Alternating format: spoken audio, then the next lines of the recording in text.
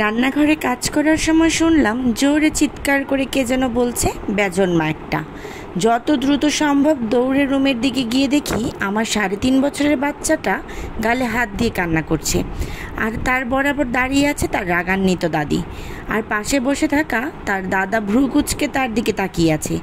আমাকে দরজার সামনে দেখেই বলল, মাইয়া পেটে নিয়ে কি সারাদিন শয়তান দেখছিল? এত শয়তান আবার পোলাপাইন হয়? হারামিটা আমার পানের দানিটা ফালাইয়া দিছে। আমি আর এক মুহূর্ত চুপ থাকতে পারলাম না, বাচ্চাকে কাছে টান দিয়ে বললাম, খবরদার ওকে আর একটা আজে বাজে গালি দিবেন না। এই জিনিসগুলো কিন্তু নতুন না, আমার বিয়ে হয়েছে 8 বছর, সন্তান হচ্ছিল না আমার।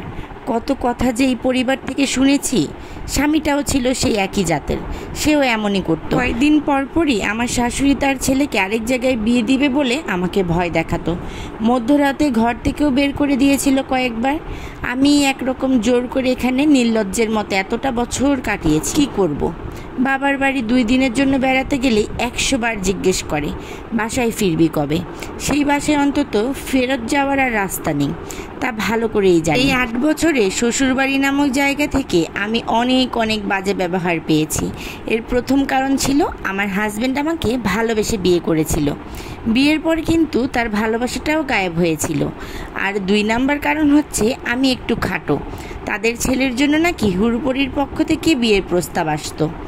আমি নাকি এ বাড়ির বউ হবারই যোগ্য না, এর জন্য এতটা বছর এ বাসায় একটা কাজের লোক রাখিনি। আমি কিন্তু এ বাসায় তাদের কাজের লোকের ভূমিকাটাই পালন করছিলাম।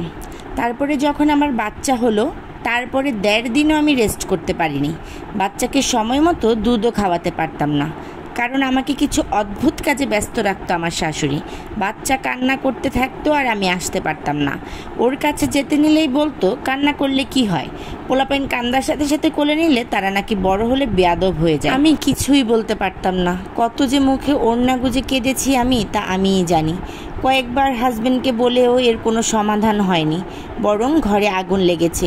আমিই নাকি ভালো না, তাদের সাথে অ্যাডজাস্ট করতে পারি। কিন্তু আজকের যেই ঘটনা হলো, এই 8 বছরে আমি এই প্রথম মুখ খুললাম। আমার বাচ্চা একটু দুষ্ট, কিন্তু বুঝিয়ে বললে সব কথাই শুনে। ও বারবার বলছিল পানের দানিটা আমি ইচ্ছা করে ফেলে দেইনি, তবুও এতটুকু বাচ্চার গালে মুরব্বী মানুষ কিভাবে এত জোরে একটা চড় দেয়? আর যে গালিগুলা দিচ্ছিল তাই বা কতটুকু যোগ? নিজের সন্তানকে অন্য কারো হাতে মার খেতে দেখা কোনো মাই সহ্য করতে পারে না। তাই তো এই 8 বছরে আমিও প্রতিবাদ করে ফেললাম। কিন্তু আমার প্রতিবাদ করা দেখে আমার শাশুড়ি কেঁদে কেটে তার ছেলেকে ফোন দিল, সাথে আমার ননদকেও। সবাই আমার বিচার করতে যেন বাসায় আসে। সন্ধ্যায় সবাই আসলো।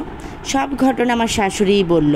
আমাকে আমার হাজবেন্ড যখন জিজ্ঞাসা করলো, তুমি আম্মাকে এই কথা বলেছো? আমি হ্যাঁ বলার সাথে সাথে সে আমাকে এমন করে 2টা চড় মারলো যে আমি গালে হাত দিয়ে শুধুমাত্র চোখের পানি ফেললাম, কারণ আমার কিছুই করার ছিল না। লজ্জায় সেখানে আমার মরে যেতে ইচ্ছা হচ্ছিল।